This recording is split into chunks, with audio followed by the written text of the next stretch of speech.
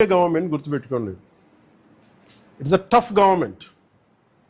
ప్రజల వెల్ఫేర్ ఎంత కోరుకుంటుందో, పర్యావరణాన్ని ప్రకృతిని మీరు విధ్వంసం చేసి, ఎర్రచందనాన్ని అడ్డగోలుగా మీరు నరికేసి, మీకు కనిపించేది ఈరోజు వెళ్ళి చూస్తున్న 1,60,000 ఎర్రచందనం చెట్లు నరికేసి ఎన్ని వేల కోట్లు డబ్బులు చేసుకున్నారు. ఎవరిని మేము వదలం.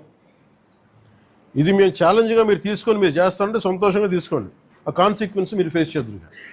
ఇది చెప్పడానికి మీ అందరికీ పాత్రికేయ సోదరులందరికీ తెలియజేస్తాం. Thank you sir. జై హింద్. సార్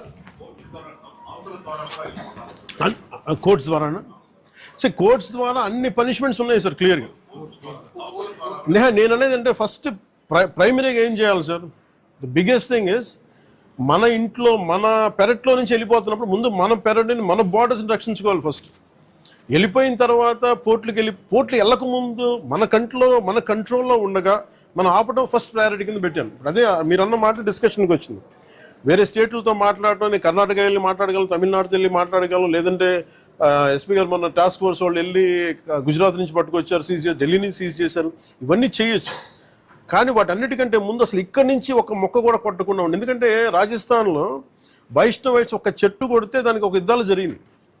సో అలాంటి నేను కోరుకున్న స్థానికంగా శేషాచలం అడవుల్ని మనకి వెంకటేశ్వర భక్తులందరూ కూడా మీరు కాపాడుకోవాల్సిన అవసరం ఉంది. ఒక్క చెట్టును కూడా కొట్టకుండా చూసుకోవాలి. నిజంగా అది మీ భవిష్యత్తులో ఫర్నిచర్కి ఏదైనా కావాలనుకున్నప్పుడు చాలా చోట్ల ఫామ్స్లు పెరుగుతున్నాయి. దయచేసి మీరు దాన్ని పెంపొందించేలా చూసుకోండి తప్ప దయచేసి శేషాచలం అడుగుల్లో ఉన్న ఎర్రచందనాన్ని దయచేసి ఎవరు కొనొద్దు. దయచేసి దాన్ని ఎంకరేజ్ చేయండి. Thank you sir. అన్నీ ఉన్నాయి sir. I will let you know.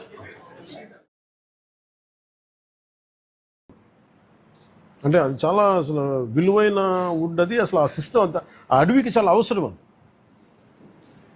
ఒకటి నేను గవర్నమెంట్తో మన డిపార్ట్మెంట్ ఫారెస్ట్ డిపార్ట్మెంట్ అధికారులతో కూడా చెప్పింది ఏంటంటే, మొన్న రివ్యూ మీటింగ్లో కూడా ప్రత్యేకించి పేషి నుంచి నేను మాట్లాడుతుంది, ఎర్రచందనం ఏదన్నా సరే మిగతా అవసరాలకు కావాలంటే తోటల్లో పెంచుకోవచ్చు, ఫామ్స్లో పెంచుకోవచ్చు, మేబీ అది వాళ్ళు వాడుకోవచ్చే. కానీ ఇది మటుకు ఈ అడవులకే పరిమితం అయి ఉండాలి. ఎందుకంటే ఈ ఎకో సిస్టమ్ని, ఈ బయోడైవర్సిటీని కాపాడేది మొక్క. సో అందుకని దీని మీద ప్రత్యేకించి మేము శ్రద్ధ తీసుకుంటా ఉన్నాం. ఈ ప్రత్యేకించి ఈ మీడియా మీకు ఈ మీడియా సమావేశం నుంచి నేను చెప్పదలుచుకుంది ఏంటంటే, to all the red sander smugglers, 4 king పిన్స్ని ఐడెంటిఫై చేశారు. వాళ్ళని ఎలా పట్టుకోవాలి, ఏం తీసుకురావాలంటే దాని మీద చెప్పే కాదు కాబట్టి అవి టాస్క్ ఫోర్స్ కానీ state police and with the help of forest department దాన్ని తీసుకెళ్తారు ముందుకి. కానీ రెడ్ శాండర్స్ ఇది వెంకటేశ్వర స్వామి గాయం నుంచి పుట్టిన చెట్టు. ఇది సెంటిమెంటల్గా దయచేసి దీన్ని శేషాచలం అడుగుల్లోని ఎర్రచందనాన్ని దయచేసి ఎవరు కొనగండి. That's my first appeal. 2, ఎవరైనా సరే ఉపాధి లేక మీకు ఏదైనా కొట్టేస్తుంటే కన్సర్న్ కలెక్టర్ దగ్గరికి వెళ్ళండి, లేదా కన్సర్న్ లీడర్స్ దగ్గరికి వెళ్ళండి. స్థానికంగా ఇక్కడ ఎవరన్నా కూర్చోబెట్టి సహాయపడి దానికి ఏదైనా ఆల్టర్నేట్ ఎంప్లాయ్మెంట్ చేస్తాం తప్ప దయచేసి మీరు ఎర్రచందనం చెట్లలో నరికివేతలు మీరు పాల్గొనకండి. అలాగే మిగతా రాష్ట్రాల నుంచి వచ్చే వాళ్ళకు కూడా ఒక అవేర్నెస్ క్యాంపెయిన్ స్టార్ట్ చేస్తాం, తమిళనాడులో కానీ మిగతా చోట్ల నుంచి కానీ. ఆ క్యాంపెయిన్లో కూడా దయచేసి మీరు ఇక్కడికి వచ్చి దీన్ని మీరు కేసులో ఇరుకోవద్దు. అది చాలా ఫామ్గా చెప్తా ఉన్నాం. ఎడ్యుకేట్ చేస్తున్నాం, అవేర్నెస్ ప్రోగ్రామ్స్ ఇస్తూ ఉన్నాం. ఇవన్నీ అలాగే నేను అడుగుతున్నా, it's also create law and order problems. అది ఎలా చేస్తున్నారంటే, వీళ్ళు నరికి దొంగలు తీసుకెళ్ళిపోతున్నప్పుడు వీళ్ళని ఆపాలనుకున్నప్పుడు వీళ్ళు లైసెన్స్ ప్లేట్ లేని కార్లు కావచ్చు, లేదంటే అసలు ఇంజిన్లో కూడా చాసిస్ మీద నెంబర్లు చెడిపేసి దొంగతనం చేసిన కార్లు, అది ఒక చాలా క్రమబద్ధీకరణతో జరుగుతుంది, చాలా మెథాడికల్గా జరుగుతుంది. సో వీళ్ళకి మేమేం చేసుకున్నామంటే, 1 సింపుల్ వార్నింగ్ అందరికీ ఇస్తుంది, ముఖ్యంగా రెడ్ శాండర్స్ అందరికీ కూడా.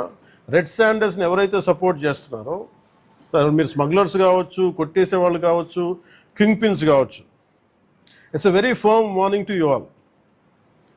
ఆపరేషన్ కగార్ లాంటిది ఎక్స్ట్రీమ్ లెఫ్ట్ వింగ్ ఎక్స్ట్రీజంనే హ్యాండిల్ చేయగలిగినప్పుడు ఈ కంట్రీ, ఒక ఐడియాలజికల్ బేస్డ్ ఉన్న వాళ్ళే కూర్చోబెట్టి కష్టమైపోతుంది లొంగిపోతున్నప్పుడు మిమ్మల్ని తాట తీసి కూర్చోబెట్టేస్తాం స్మగ్లర్లందరినీ. It's just a political will అంతే. మీరు కనుక ఇదే పనిగా చేస్తే 6 to 9 months or 1 year అదే పని ఆపరేషన్ పెడతాం మీ అందరికి. మీరు స్వచ్ఛందంగా ఆపారా మంచిది మీకు. మీరు ఆపలేదా? ఒక 1 year 1.5 year ప్రత్యేకమైన special zone, special operation create చేసి మళ్ళీ ఇంకా రెడ్ శాండర్స్ ఎవడన్నా తిరగాలి, చెట్టు కొట్టాలంటే కూడా భయపెట్టే స్థితికి మేము తీసుకొస్తాం. మేజర్ మీకు ఒక యాక్ట్ ఉంది, ఎవరన్నా సరే రెడ్ శాండర్స్ చెట్లు కొడితే వాళ్ళ ఆస్తులను కూడా సీజ్ చేయొచ్చు. ఆ అమెండ్మెంట్ ఆల్రెడీ చేస్తుంది ఫారెస్ట్ యాక్ట్లో. You have to be very very clear on that. So ప్రభుత్వం ఇంకా ఆలోచిస్తూ ఉంది, తటపాయిస్తుంది. ఇంకా ఆ తటపాయింపులు లేవు. మీకు వెరీ స్టర్న్గా, వెరీ ఫర్మ్గా చెప్తున్నాం, రెడ్ శాండర్ స్మగ్లర్స్ అందరికీ కూడా, దాంట్లో పాల్గొనే వాళ్ళు ప్రతి ఒక్కళ్ళకి కూడా it's a matter of time. So మీ అందరూ కూడా మర్యాదగా మీరు వెనక్కి వెళ్ళిపోయి వేరే పనులు చూసుకుంటారా లేదా ఇవే చేస్తారనేది చాయిస్ ఇస్ యువర్స్. ఎందుకంటే వన్స్ మేము ఆపరేషన్ స్టార్ట్ చేసినప్పుడు మటుకు ముఖ్యమంత్రి గారి దృష్టికి తీసుకెళ్తాం. ఆల్రెడీ ఆయన స్టార్ట్ చేశారు. ఇవన్నీ కాకుండా మేము బోల్డ్గా నరికేస్తాం, మమ్మల్ని ఎవరు ఆపరు, ఏం చేయరంటే ఇది ఒక ఎన్డీఏ